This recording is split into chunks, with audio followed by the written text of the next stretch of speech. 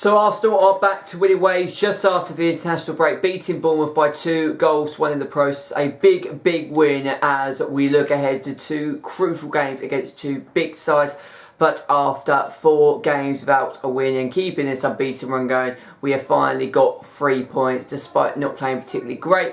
But we have managed to get over the line and also equal as many away wins as we got in the entirety of last season. Absolutely crazy. But Arsenal returned from the international break with 3 big points against a very good Bournemouth side. Welcome back to Analysing Arsenal, the return of Analysing Arsenal. These are my thoughts and feelings to the game at the Vitality Stadium as Bournemouth hosted Arsenal. Stay tuned to the end of the video because I'll give you guys a little bit of an update as to what has been going on with the channel and what is to come as well. But let's start by giving you my match view of Bournemouth against Arsenal because, wow, how I've missed Arsenal, really. The international break has not been kind, and as much as England have been doing, bits and pieces in the Nations League, nothing beats Premier League football.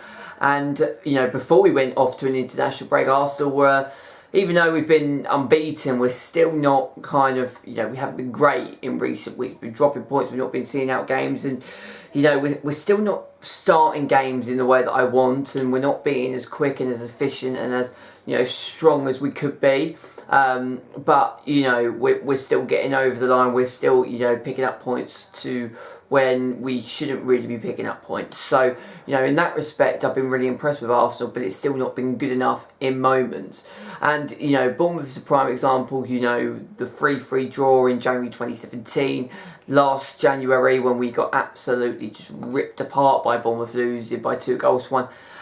They are a very good side with a very good squad and particularly very good managers. So, it wasn't going to be an easy game at all. And when you come back from an international break, it takes a little bit of time to gel and blend together. And we saw, yesterday with Chelsea, just not being at the races, coming back after the international break and just not being at it. And, that was a slight worry. And we started the game again slowly, and it is an issue where we just start games, quite timidly, and, against the better side, we would be absolutely, just really far behind.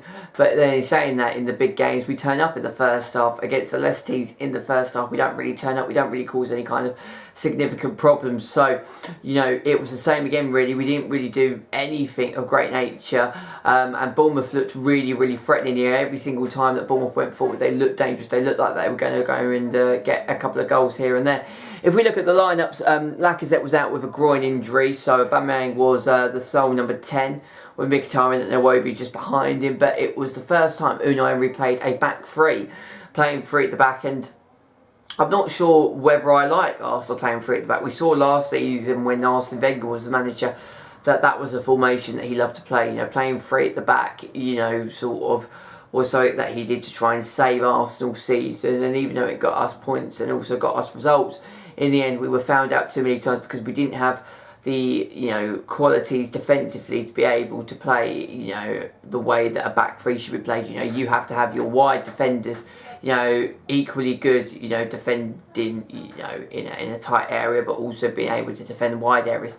So they need to have pace because they're almost playing like as a left back or right back. They have to have pace. They need to be equally as good going forward as well as equally as good as going back. And I thought when Unai Emery kind of became the manager of Arsenal, I thought he was going to shy away from playing a back 3. Now, whether he played a back 3 because of Lacazette not being involved in the squad, not having Mesut Ozil, even though Mesut Ozil was on the bench, maybe he didn't feel Ozil was strong or sharp enough.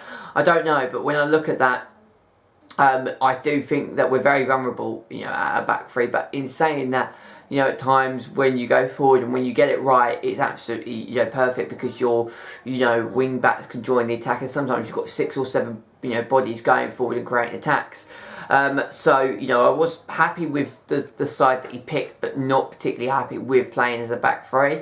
Maybe it was just a temporary measure, that remains to be seen. But I think in the North London derby, if we play with a back 3, we could be in a little bit of trouble. Bournemouth, had a conventional kind of 4-4-2 with King and Wilson, who are pacey, strong, athletic. and every time that Wilson and King went forward, they looked really, really promising. And, like I said, Bournemouth looked really, really good and threatening going forward.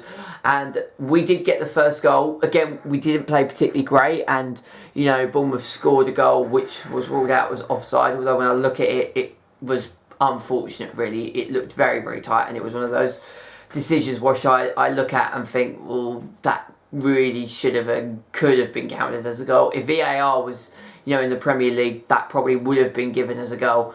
But we do get the first goal courtesy of an own goal by Lerma, and he had an absolutely awful game for a number of reasons. Like, not only did he concede the own goal, but he conceded the free kick that led to Arsenal getting their second goal, and he was also booked in the process. He did not have a good day in a Bournemouth shirt, and it comes from Kolasinac down the left-hand side, and any kind of problem that we gave Bournemouth came from going down that left-hand side. It came from Arsenal getting space in the left-hand side, trying to draw the ball in, and on the stroke of 30 minutes we do that. Kolasinac runs down the left-hand side, puts the ball in, and it falls to Lerma, and he tries to clear the ball away, but he doesn't get his angles right, and he just, hits it, and it goes past Begovic into the back of the net, and you think it was actually a really, really good goal. Excuse me, it was a really, really, really good goal. And I think he tried to clear the ball and kind of get it up and away, but he got all of his angles wrong, and he just kind of, sided it right into the back of the net.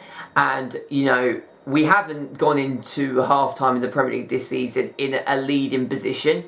And that has been really, really, on the one hand, it shows resilience that Arsenal can come out after the break and get the goals and do the job that is needed to walk away with the victory that they're looking for, or the points that they are looking for. But, it's not good because it shows that we're not, strong or sharp enough in the first 45 minutes. And with a minute to go, I shit you not, a minute to go, Bournemouth go down the other end. And it was a lovely bit of, a passage of play.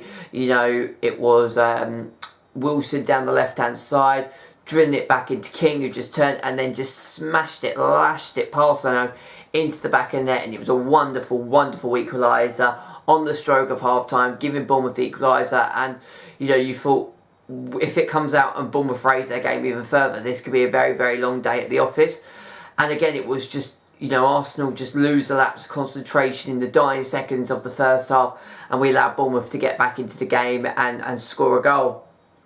We come out into the second half, and Arsenal raise their game just like they have done over recent weeks. We come out of into the second half, out of the first half into the second half, and we raise our game, and we cause problems for the opposition. Why we can't do that in the first half remains to be seen, but we get the second goal through Aubameyang. Again, Kolasinac just passing it across, and it comes from actually Bournemouth giving away a free kick. We then play the free kick short, go into the left-hand side, into Kolasinac, who passes it across, and Aubameyang taps it in on 67 minutes. And, yes, Bournemouth had chances, yes, we had chances, and we probably just edged the game. If you look at the stats, we had 20 shots, but only 4 shots on target. We had about 60% of possession, but it was one of those games where on another day, if Bournemouth took their chances and the chances they got, they had 11 shots, 5 on target. It could have been a different game, and it shouldn't have been as close and as tight as that game was. But, after going 4 games without a win, dropping points, we get 3 big points, and, it gives us confidence, and we need confidence going into the first week of December, because we've got 2 really, really tough games. Tottenham Hotspur in the North London derby, and then we go to Old Trafford to play Manchester United. We've also got an Europa League game coming up in midweek. So this is a good win, a big win, because it means that we're in touching distance of the top 4. We're only a point behind Chelsea now in 5th, who lost yesterday to Tottenham Hotspur. We can we're already qualified, we're already going into the Europa League last 16, but we can keep that confidence running by getting a good result in Europe in midweek. And then we move into next weekend in the crucial North London derby, where we're going to be tested. We're going to find out what this Arsenal side are made of and how they're developing under Unai Emery. And we're going to find that out because we're going to be playing 2 big sides. Firstly, Tottenham Hotspur. Secondly, Manchester United. So, all in all, a good result. Not a perfect performance by any means. I thought Iwobi played well. I felt the back three, were good in parts, but also looked quite vulnerable in other parts. but just generally an overall good performance, and we rock on and move on to Thursday night in the Europa League. And all in all, a good performance nonetheless, and a good result to get some confidence and keep this unbeaten run, which I think is now, we're 17 games unbeaten. Whether that unbeaten run is going to continue when we play Tottenham Hotspur next Sunday, there's a lot of questions that are going to be answered within the next kind of 10 days. So I look forward to answering those questions with you, as I also have some very, very tough fixtures coming up as the Christmas period gets underway. So I'm going to leave analysing Arsenal there for you guys today. Now, there was no Examining England, no channel update throughout the international break. And Examining England will return next summer when the Nations League returns. So there won't be any Examining England videos this year, and we're going to be kicking off Examining England in the summer of 2019. And just stay tuned, guys. I've got a lot of stuff going on, and you know, when I get a chance to upload, I will upload. So there isn't really any kind of specific time scale. I've got videos coming up, but I don't know when and if they're going to be uploaded. So just stay tuned, and the support that you guys show and the fact that you're still here means the absolute world to me. So just stay tuned. There's a lot of stuff going on in the background, which I'm not going to dive into today, but just stay tuned. But Examining England will be returning in the summer of 2019. If you have enjoyed this video, people should leave a like on the video, subscribe to the channel if you're new around here, and check out my great content as well. You can follow me on Twitter at DigiPurpose998. And until next time, this is DigiPurpose sign out. Take care, and I shall see you all later. Take care, and I shall speak to you all very, very, very soon. Take care. See you all later.